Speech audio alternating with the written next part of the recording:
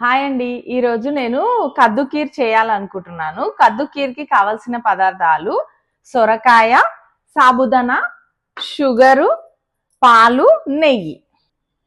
కద్దు కీర్ చేసేందుకు ముందుగా సొరకాయని మంచిగా ఇలా గ్రేట్ చేసి పెట్టుకోవాలి, తురుమాలి. మనం ఫస్ట్ బాండీలో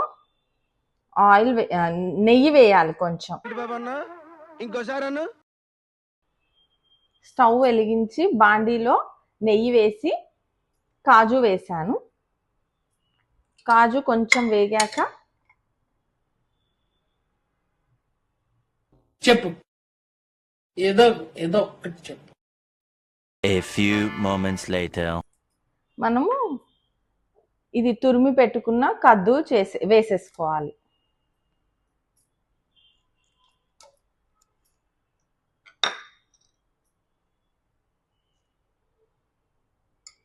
ఇది కొంచెం పచ్చివాసన పోయే వరకు బాగా నెయ్యిలో వేయించాలి.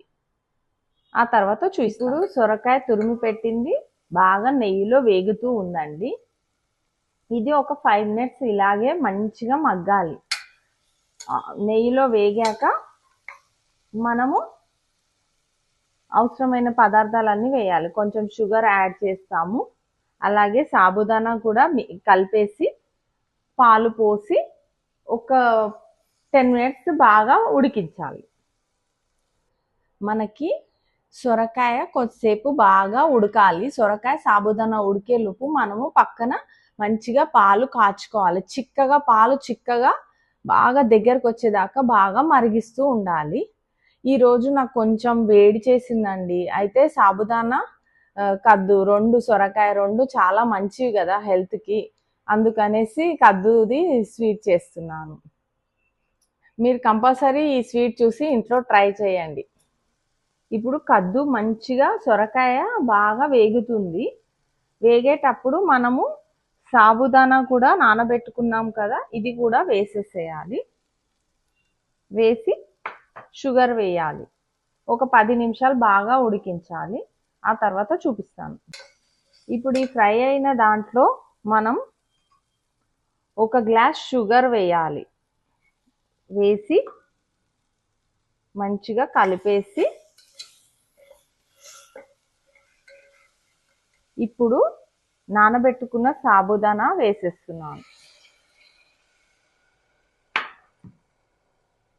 సాబుదానా వేసాక కలిపి ఒక 10 minutes మగ్గిస్తాను. ఆ తర్వాత పాలు పోయాలి.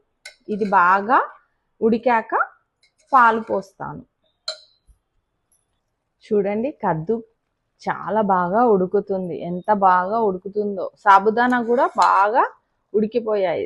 నేను చాలా సన్న సాబుదానా తీసుకున్నాను. చాలా మంచిగా ఉడికాయి చూడండి. ఇప్పుడు మనము పాలు యాడ్ చేయాలి. మనము కాచి పెట్టుకున్నాం కదా పాలు, దీంట్లో పోసేయాలి. మనము ఫస్టే పాలు పోస్తే విరిగిపోతాయి కాబట్టి ఇప్పుడు పోసాను. మీరు కావాలంటే ఇందులో కోవా కూడా యాడ్ చేయొచ్చు. అవైలబుల్లో ఉంటే కోవా యాడ్ చేయొచ్చు. నా దగ్గర కొంచెం ఉంది, అది వేస్తాను. అంతే, యమ్మీ యమ్మీ కద్దు కీర్ రెడీ అండి. ఇది ఒక 5 minutes మంచిగా బాయిల్ చేయాలి. మనకి వేడిగా కావాలంటే వేడిగా తీసుకోవచ్చు. మంచిగా చల్లగా కావాలి అంటే ఒక 1 hour ఫ్రిడ్జ్లో పెట్టుకొని తీసుకోవచ్చు. మళ్ళీ ఇంకొక ఇంగ్రీడియంట్ సీక్రెట్ చెప్పాలా, మనకి డ్రై ఫ్రూట్ పౌడర్ ఉంటుందండి. నాకైతే ఉంటుంది. అది కాజు, బాదాం, పిస్తా అన్ని వేసిన పౌడర్ని కూడా 1 స్పూన్ ఇందులో యాడ్ చేయాలి. అసలు ఎంత టేస్ట్ ఉంటుందో. నాకెందుకురా ఇలాంటి ఐడియాలు. టేస్ట్ మొత్తం మారిపోతుంది. మనకి హోటళ్లలో చేసే దాంట్లో కూడా డ్రై ఫ్రూట్స్ పౌడర్ నట్స్ వేస్తారు చూడండి. మనకి తింటూ ఉంటే ఒకటి మంచిగా వస్తూ ఉంటాయి అవి. అప్పుడు చాలా టేస్టీగా ఉంటుంది. ఇప్పుడు యమ్మీ యమ్మీ కద్దు కీర్ ఈజ్ రెడీ. అందరూ చేసుకొని ఇంట్లో తినండి.